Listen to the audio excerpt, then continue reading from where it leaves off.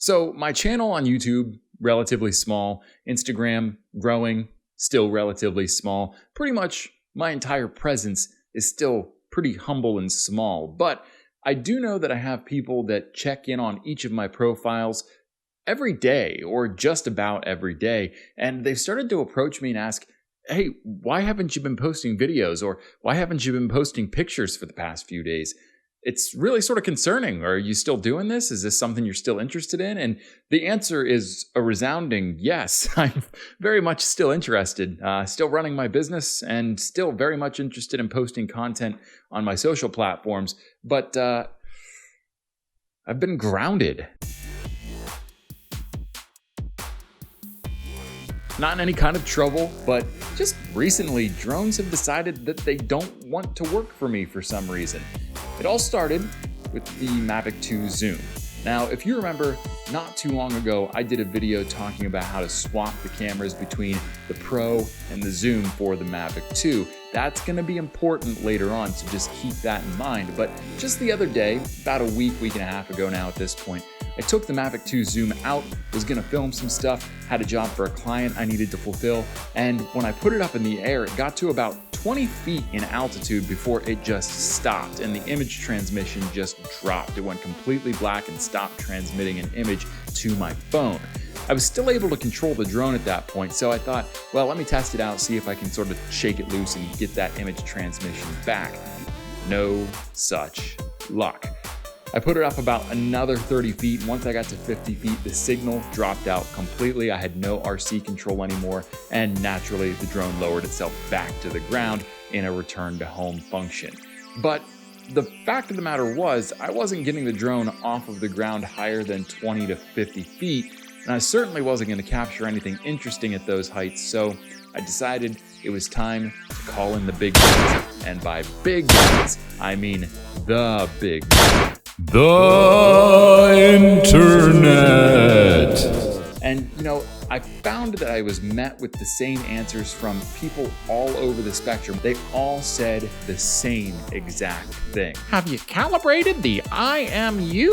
Remember, it's important to calibrate the gimbal before you take off. Why don't you go to an open field where you have plenty of room to fly around and the signal won't get interfered by buildings or Wi-Fi connections? Make sure you have plenty of space. That'll solve the problem. I'm here to tell you, none of those things solved my problem. I went through and in good faith, I tried everything out because, I know a lot about the DJI products, what they're capable of, the features, and how they work, but I am no technical expert when it comes to drones or any kind of aircraft. So I thought, these guys seem like they know what they're talking about. I'm gonna give it a shot. Went through, ran the gambit, and everything came out just the same way. And I tried to put it up, and the highest that I got before I lost image transmission was 50 feet, and then I got an additional 20 feet before I lost RC control. So something was obviously wrong with the communication between the drone and the controller. I knew that much, but what was wrong? Could I fix it, or is it something that I would have to send into DJI? I got on the DJI forum and I was met by my absolute hero, DJI Steven. And let me tell you something, this guy, he gets right down to business most of the time. He got in there and he said, yep, sounds like you're gonna have to send it in to us. We can open a repair case for you. DJI Steven then continued to help me open the repair case, got me set up. I had already done that before, but the gesture, it was phenomenal. So thank you, DJI Steven. And anybody that's on the forums, make sure you extend a warm thanks from Drone Geek Lancaster to DJI Steven. He has done us wonders in terms of customer service. So I opened the repair case with DJI, and as I was preparing to send the Zoom in for repair, I realized something. I am a one drone show at this point. Now, you might ask, what happened to your Phantom 3 4K? That's a great question. I found that when I had the Zoom and the Phantom 3 4K, the Phantom really didn't get flown very much, and I felt bad about that because it was still a very capable aircraft, and if you owned a Phantom 3, especially the 4K edition, it's a really powerful drone, and aside from a few features here and there like OcuSync versus Lightbridge, it stands up against a lot of drones that DJI has put out since then. So it's a really good drone, but it wasn't getting used. I found it a nice new home in Maryland, and the guy down there is loving flying that thing. So I digress. Don't have the Phantom 3 anymore. Mavic 2 zoom is down and out for the count until we can get this communication error between the controller and the aircraft figured out. So I don't have any way to fulfill my content needs for my social channels, but more importantly, my clients' needs on the business side of things.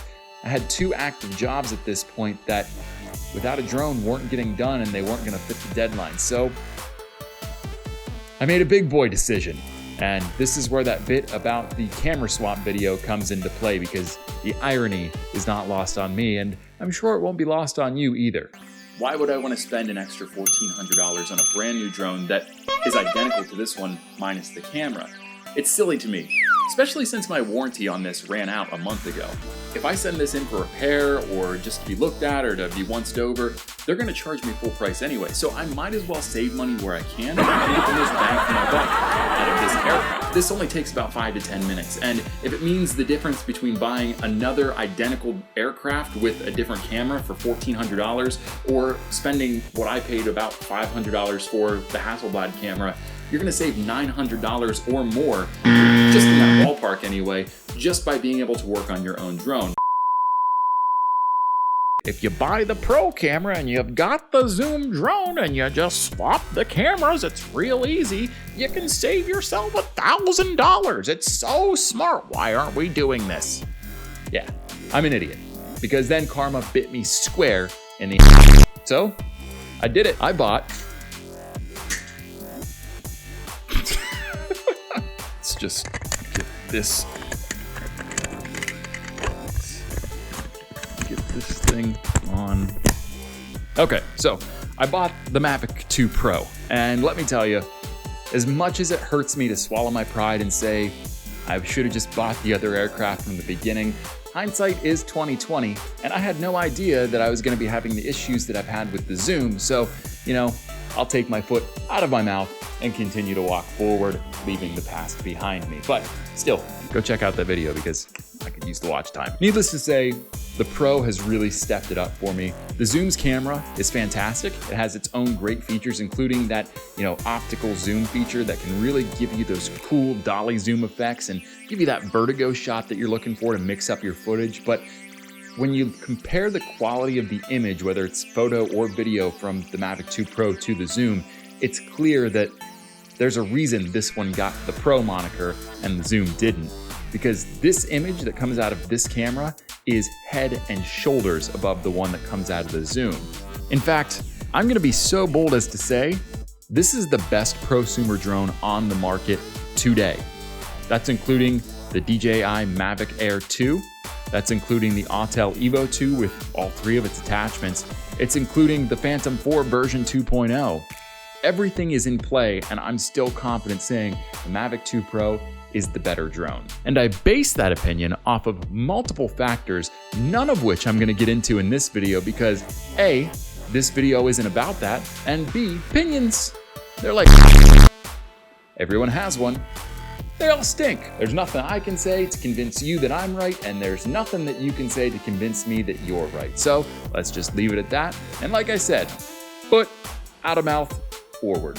However, in my past 2 experiences with the Hasselblad camera and gimbal assembly, I have noticed that there's a consistent problem, at least for me, that is ruining the quality of the footage that would otherwise be 100% better than anything else. When I bought the OEM Hasselblad gimbal attachment, when I was gonna swap it on to the Zoom, I noticed that after getting it all connected, the picture came through perfectly and everything worked, except for the fact that the gimbal motor didn't seem to be able to keep up with the movement of the aircraft. When I would bank left or right, I'd experience a really bad horizon tilt that would just completely ruin the footage that I was taking, and it would take a few seconds for the gimbal to catch up and readjust the horizon and make sure that the image was straight. So that stunk.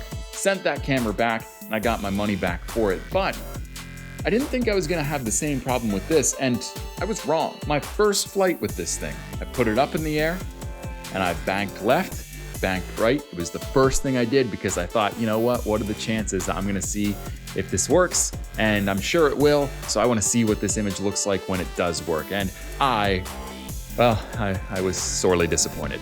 The horizon tilt was terrible. Now, I will say that when I banked right, it wasn't quite as severe as the OEM camera that I tried to transplant onto the Zoom, but the tilt is still present in both directions, which is a huge problem. Now, luckily, I don't have any projects on the docket right now for clients that require long form left and right drone shots that sort of expose that weakness. I'm able to edit out any of that horizon tilt in post-production and hide that imperfection, but I will say if a project comes up that I need to be able to move left and right in a long form setting and get those longer clips with me banking right or banking left, this just isn't gonna get the job done with the way it is right now. So I took to the internet. And the internet said, make sure that you know, calibrate the IMU, sort of like I said last time. Yeah, and don't forget to calibrate the gimbal too, that helps a lot. And always remember, take it out to an open field free of interference and put it up in the air. That'll solve the problem. No more gimbal tilt and no more loss of signal. And once again, our friendly neighborhood DJI Steven came to the rescue with some advice on what I should do. And he simply said, open a repair case and send it into DJI. Seems like that is the end all be all. They would like you to be able to troubleshoot things on your own and get things working on your own, but when it comes right down to it, the best thing you can do to figure things out that might be wrong with your drone, for DJI anyway, is just open a repair case. They'll take a look at it, they'll get it fixed, whether it's under warranty or not. So again, DJI Steven, thank you for sparing me the but I am happy to report, and the whole purpose of this video is to let you know that content is on the way. Fresh stuff is gonna be on YouTube, Instagram, Facebook, wherever you can find me. I'll make sure I have new stuff posted there, all courtesy of the newest member of the Drone Geek Productions flight team, the Mavic 2 Pro. Now, when the Mavic 2 Zoom gets back from its little spa day in Grapevine, Texas at the DJI Repair Center, I'll be sending this guy in to get whatever's going on with this gimbal figured out, whether they have to replace him or just fix the gimbal issue. I don't know. We got to get it taken care of. And in that period of time, the Zoom is going to be back as the main workhorse. But as sad as it is to say, I think we have a new champion on the Drone Geek Productions team. The Mavic 2 Pro is likely going to be my new workhorse and is going to be the drone that I mainly fly. So, Zoom, I've got something to tell you, baby. I love you, but gotta let you go. Nah, I'm just kidding. The Zoom's not going anywhere, but it is gonna take a minimized roll. I'll usually only pull it out when I need it for the dolly zoom feature or something that the Zoom could help us accomplish, whether it's zooming in on a target that's down on the ground that we don't wanna get real close to, like animals, and we don't wanna disrupt them, or something along those lines. The Zoom will have its purpose, but again, it's going second string. I also opened a Patreon account. You can find that link down below. It helps me out so much. I take that money and I put it right back into the content, how I can make it better and how I can better entertain you, because that is my most important goal when I get on here, is to keep you entertained. Whether or not this video did it, I don't know, but I tried and that's what counts. Well, that's it for me today, guys. Thanks for hanging out and just listening to me vent. It's really nice to have you around and have somebody to talk to, because it's real lonely, when you're just constantly talking about drones. Not everybody wants to hear about it all the time. It's sad. Until next time, I'm Chris with Drone Geek Lancaster. Have a nice day.